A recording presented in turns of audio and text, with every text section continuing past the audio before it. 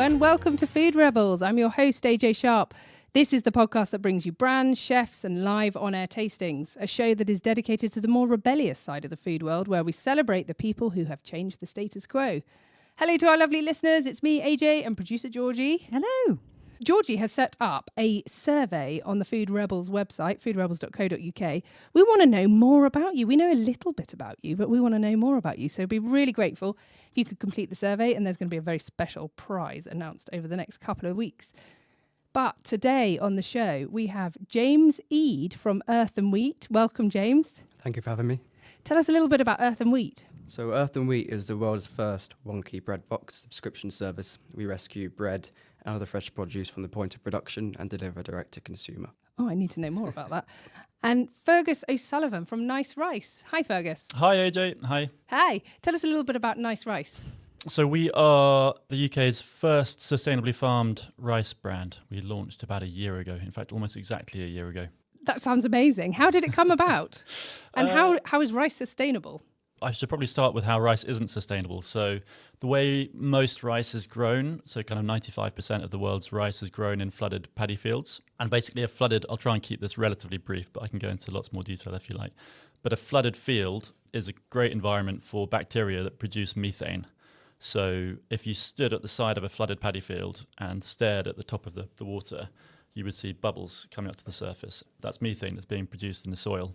And obviously bubbling up and then being released into the atmosphere. So traditionally, rice farmers keep their fields flooded throughout the growing season. So for kind of up to 6 months. Obviously, there's a lot of rice fields around the world. It's the world's most eaten food. Putting all that together, it means that rice has just an unbelievable emissions footprint. So after beef, it's responsible for more emissions than any other food globally, which is... Wow. Yeah, which I was kind of shocked by. And that's kind of where I guess my starting Nice Rice began. So how is yours different? The way it's farmed. So again, I'll kind of simplify it because there's as you can imagine, there's quite a lot. There's I think 41 different things that our farmers actually do. But the kind of main one in terms of the emissions reduction is the farmers let the fields dry out, and it is as simple as that. So they still flood the fields, but they have a dry down event. It's called kind of once or ideally twice during the growing season. And what that does is it means the bacteria in the soil dies out. So when the soil aerates, oxygen gets into the soil when it's dry, and that kind of kills off the bacteria. And then even when the farmers flood the field again, it takes time for those bacteria to build back up again. So you get a kind of disproportionate effect in terms of reducing the methane that's being produced. So yeah, so it's relatively simple, doesn't need any expensive machinery. It's just a matter of farmers kind of learning about this, learning about the issues with keeping their fields in flood, getting training on how and when to do a dry down event. That's the kind of key thing, really. Yeah, that's really interesting. Did you know that about methane? No, I didn't. But how did you work out like how to become more sustainable? Like, what's your background? Where did you? I mean, what's going on? Where did you find out this information? Yeah. Well, I mean, I wish my background was in food or rice. That would have made this all much more straightforward, I'm sure, but it's not. So I found out about this actually reading a book called Drawdown, which is a book about, I think it's the 50 things that we can do to reverse climate change. That's the language that they use. And one of the chapters in there is about rice farming. And it kind of tells these extraordinary facts about how bad kind of conventional rice farming is.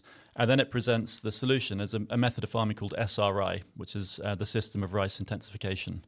Actually not a great name for a more sustainable kind of farming method, is it? They need to rebrand, I think. But SRI has been around since kind of the 60s or 70s. It's got an interesting backstory. It was actually discovered by farmers on Madagascar with a French Jesuit priest. I think someone needs to make a film about this one day because it's got a kind of it conjures up all sorts of kind of funny images in my mind. But these Madagascan farmers and this French Jesuit guy were playing around with different ways of growing rice, primarily actually to try and improve the yield that the farmers were making. So they were really focusing on how can we grow more rice from our 1 acre plot. And there was a team of scientists from Cornell who happened to be on Madagascar at the same time. They kind of got wind of what these farmers were doing up in the mountains and went up and checked it out. And a guy called Norman Uphoff was the kind of head of this team of academics from Cornell. And that started, I guess, a kind of 20 or 30 year obsession for this guy, Norman Uphoff, to really understand this alternative way of growing rice. And one of his so someone that trained with him at Cornell, a lady called Erica Steiger, she's been really instrumental with helping me understand all of this.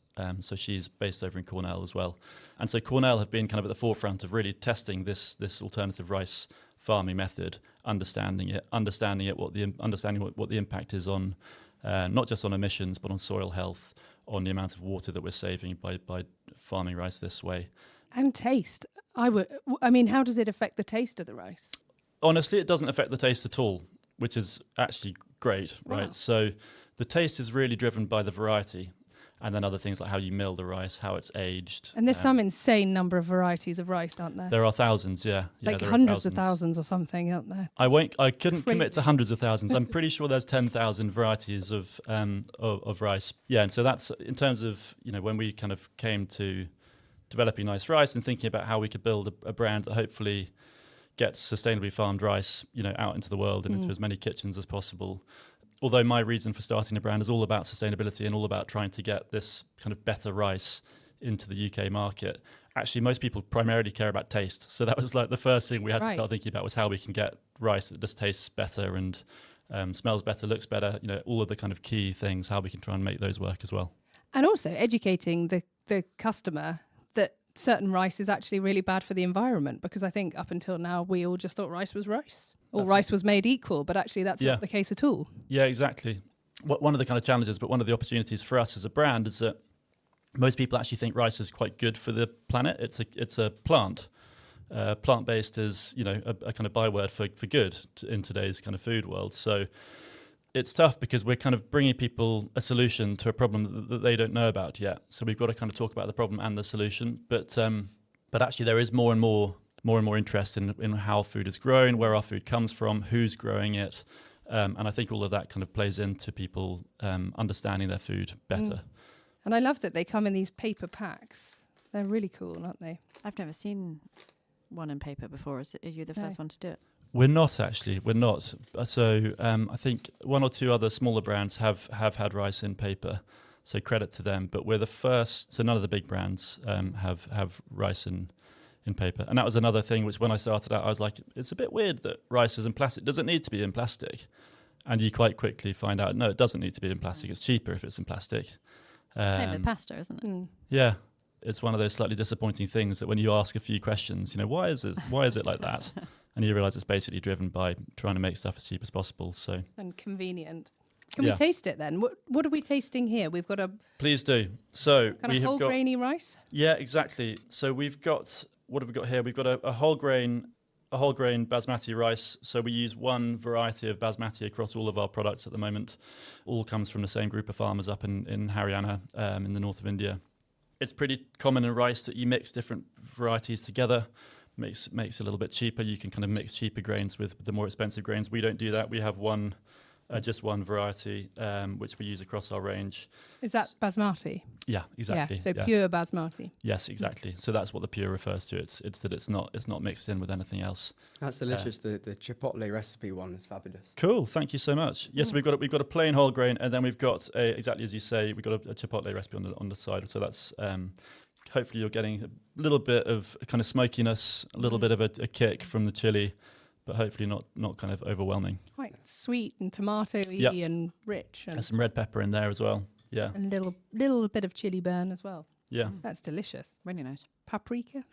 Correct. Yeah. Yum. This was version 16 of this recipe. So Version 16. yeah. How did that look? Do you have a factory or a kitchen table? Like, where are you making these different? So I worked with a company called Frog Hop, who are a kind of product development company. So they helped right at the start with just thinking about what sorts of recipes might be interesting to go for. And then when we honed in on Chipotle, I started working with another amazing woman called Fiona Cramp, who's a product developer. And Fiona's been working with me for, I guess, the last kind of 18 months now, actually, across all of our products. So yeah, Fiona helped me kind of zero in on the recipe. Fab. And these come in these kind of microwavable packets. Mm-hmm. So these are kind of instant, or how do they work? Yeah, you microwave them for 90 seconds, don't you? And then, Exactly. And then it's done. Perfect. Or you can and stir that fry. packaging is recyclable, isn't it? It is, yeah. And this is probably the the single kind of trickiest thing I thought about when starting the business was, for a brand that's all about sustainability, should we or should we not go into these recyclable, these microwavable pouches? Because they're in plastic, obviously. They are recyclable, but they're recyclable at large stores or whatever the thing is. So you can't recycle them at home. So not ideal, but we had to kind of stay pretty true to our mission, which is to try and get this rice into as many households as possible. That's about half of the UK market is in these microwavable pouches now. So we decided it was the right thing to do. And ultimately, we are replacing another pouch on the shelf of a supermarket. So which is less which good isn't for the environment. recyclable. Yeah. So you can't recycle those pouches. Yeah. And obviously the rice that's in the pouch is much better for the environment as well. Has already contributed to a huge amount of methane and Correct. water usage, which Correct. even if it's net zero, at least it's not taking anything from the environment by eating in the microwavable pouches. Exactly right. Yeah. What did the farmers think when you turned up and said, let's do this a different way? So they were already doing it a different way, actually. I can't take credit for that bit. I guess our kind of role was taking all the amazing work that they're doing and other people in the supply chain to train those farmers and to kind of group them together. They're already doing great work. So we're really taking that rice and kind of trying to build demand for it. But when I went out to meet them, and it was actually really funny. I think they were really skeptical. They don't get many kind of end customers coming out to visit. So I think they started off, to be honest, quite wary.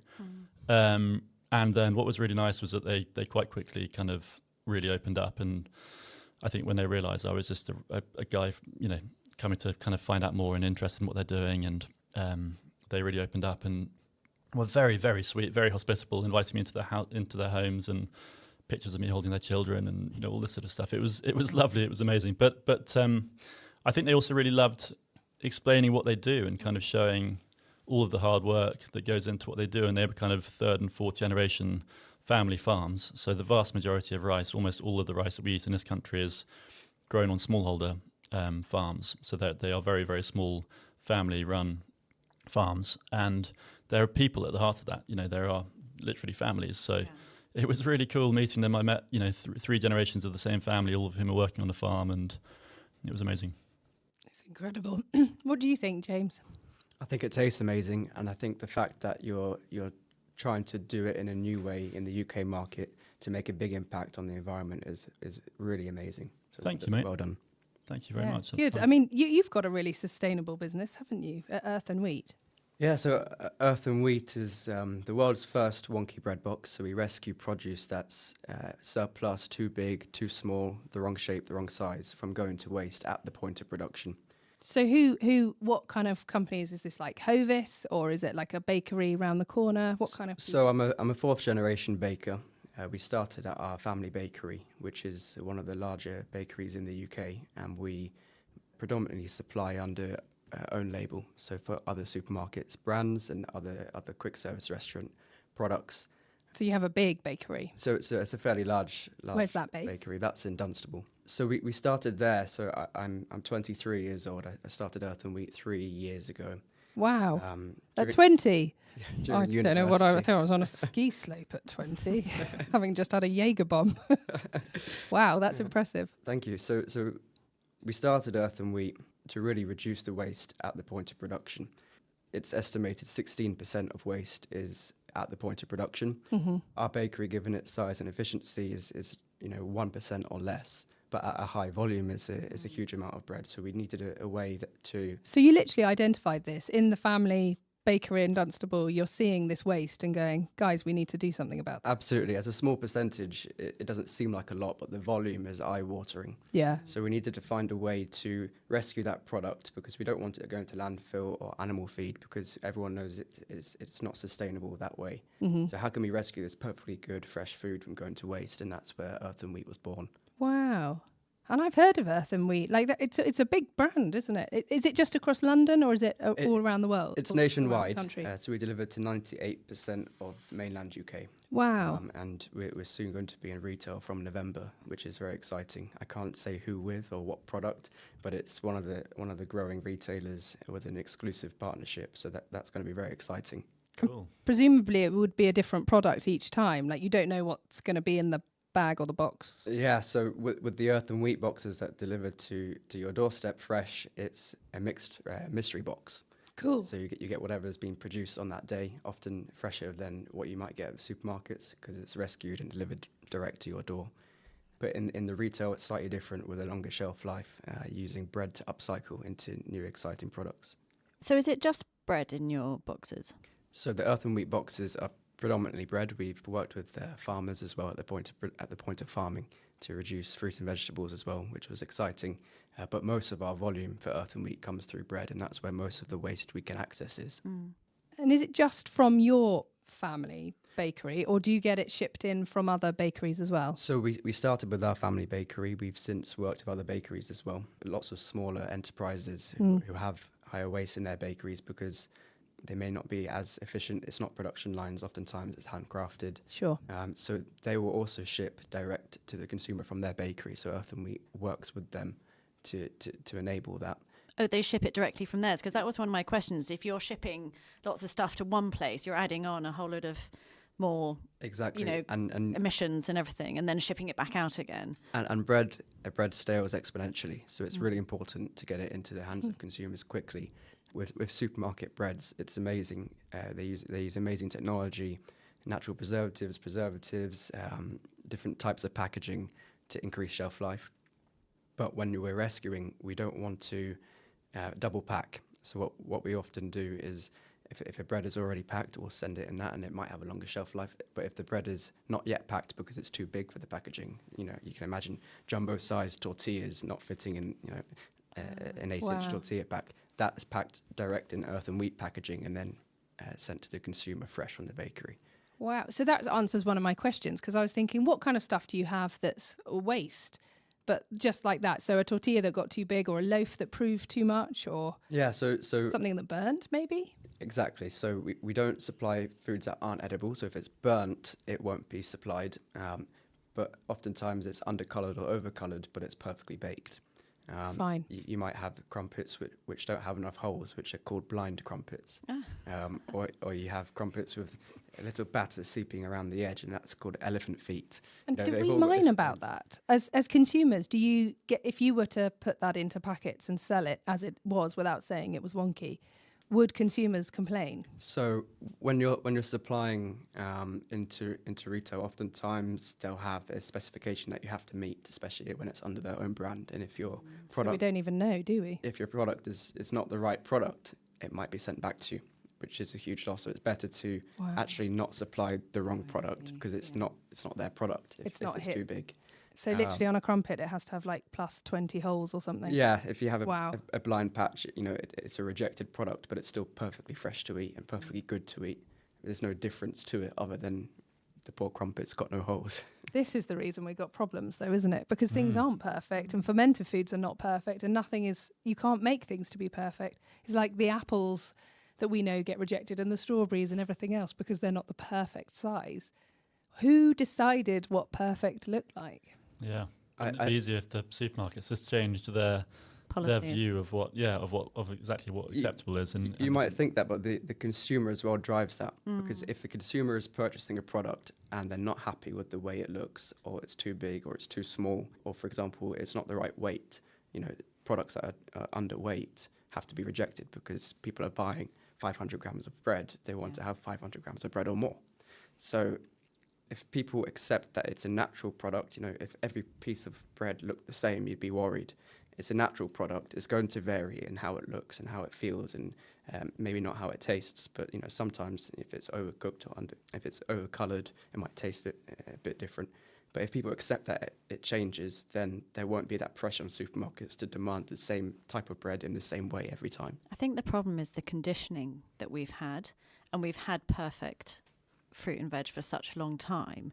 Because I've seen some supermarkets, they do the wonky aisles and wonky sections, and I do say, I go over and I go, oh, I'm not sure about that one, looks a bit odd, and I'm even aware of it, and I'm trying not to be, to not pick only the perfect ones, but it does take quite a lot in your head to pick up an orange that is green, that is not actually orange, and you're like, oh, that to me says that's wrong, but it's not wrong. That's what they're meant to look like and stuff, So I think it is difficult for the consumer to change when they've already had all this perfect produce. Yeah. Something that really interested me, which is along the same lines, I went to Ghana, West Africa, a couple of weeks ago, and the mangoes there are all yellow and orange. And most mangoes you get in the supermarket are green, because that's how we understand in the UK mangoes to be. But they're nowhere near as ripe or as delicious as the mangoes you might get elsewhere, which have a variety of different colours. And it's that almost consumer perception of what is the right product for that item.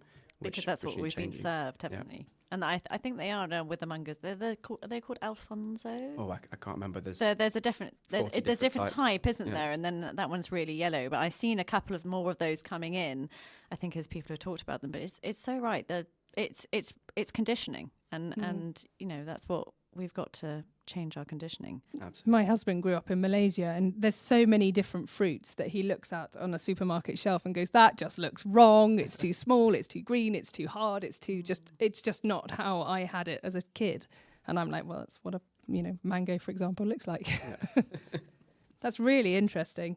So do you deliver to the whole of the UK? 98% of mainland UK with the next day service. So if you order, I think we ship on Mondays and Wednesdays now, so you get Tuesdays and Thursdays.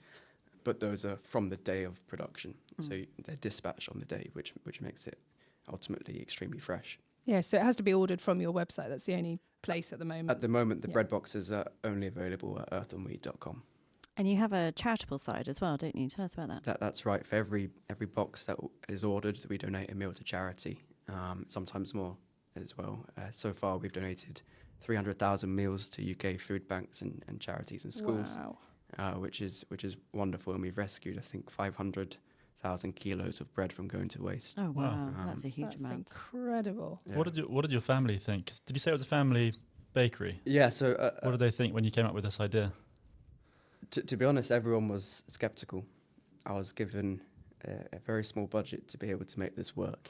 And within 4 weeks, we reached our annual target. Wow. Which was fantastic, because there's such a demand for sustainable options. That's so cool. So that's kind of when things started getting into motion, and we were able to start growing our consumer base through marketing.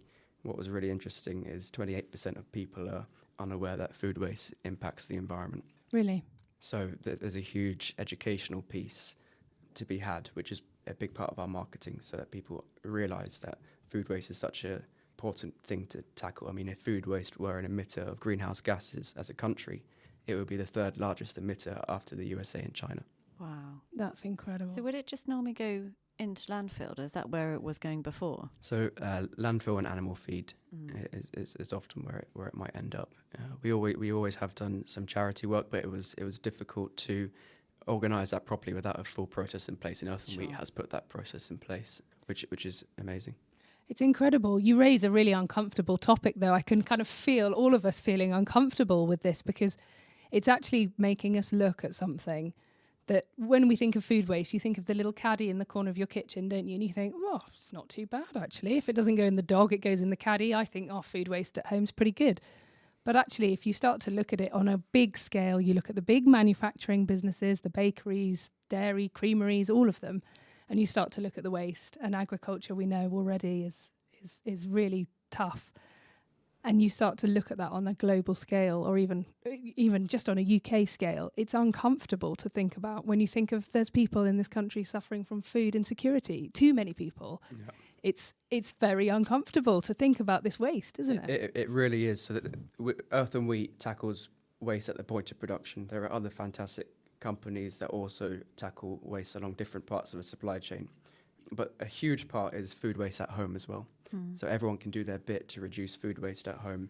12.8 million tonnes of food is wasted in the UK each year, 4.5 million tonnes of which is edible from UK households. Oh, really? Oh, wow. So they throw away edible stuff? Yeah. Wow. And it's estimated from our research with 2,000 consumers, about £10 on average per week in terms of monetary value is wasted. Gosh, that's a huge so that's £520 a year, which you could be saving by not wasting food at home. Yeah. And how much does a box cost? So the variety bread box, which is on promotion at the moment, is £8.99 starting price depending on the subscription. And how many, items would you get for that? So it's, I think, 2 to 3 kilos of bread, which wow. ends up being about gosh. 5 to 6 different types of bread. With a variety bread box, you get different items each time. Gosh, that's a lot for $8.99. Yeah, it's fantastic, really, and it's free shipping as well. And delivery. Gosh, amazing. I need this. I have a tween boy who just eats everything in our house.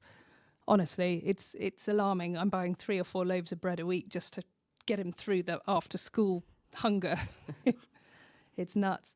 That's absolutely incredible, though. And you've given us a discount code to our listeners as well. Oh, haven't yes. you?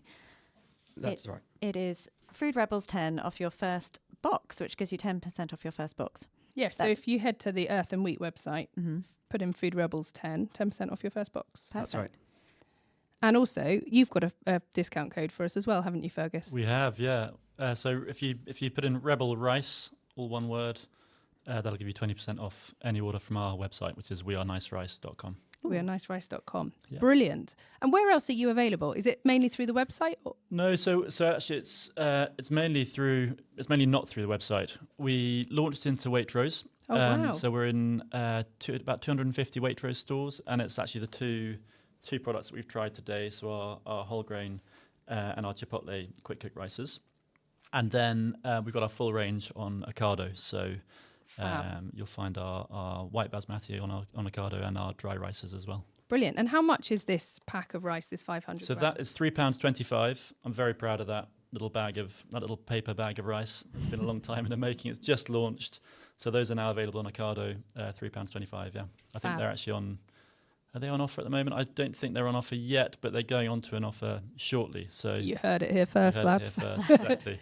And the pouches?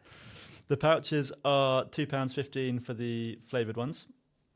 So our Chipotle and our Provençal herb pouches are £2.15, and our plain brown and white basmati are £1.95 RRP. I think actually in Waitrose and Ocado they're £2. So. And are you developing some more flavours? We are, yes. Should I? I probably won't reveal what it is. Okay. We've got one. We've got one in the making, which we did a taste test recently. We got 30 people to try our new recipe alongside the kind of best-selling current version of that in the market. Proper blind tasting, so they had no idea which was which, and all 30 of them said they preferred our one. What turned out to be our one, brilliant. which is really exciting. So I can't wait to get that out into the market. Excellent. Oh, well, we look forward to that. So we have to follow you on social media or something to hear when the new one comes out. Yes, exactly. I've just teased it, so You've teased it, you certainly have. I love it. Well, I can't believe it, but that's all we've got time for today. Thank you so much for coming in, Fergus and James. Really lovely to have you in. And thank you to Georgie. That's right. Thanks for having us. so much. Thank you so much. It's been great having you guys in the show. As we said, really love to hear from everybody. So please do send us a DM on Instagram. We're at food_rebels_. You've been listening to Food Rebels, which is available on radio stations around the UK. You can also listen on Apple Podcasts, Spotify and Audible. Please remember to subscribe and rate us. Until then, make sure you taste the rebellion.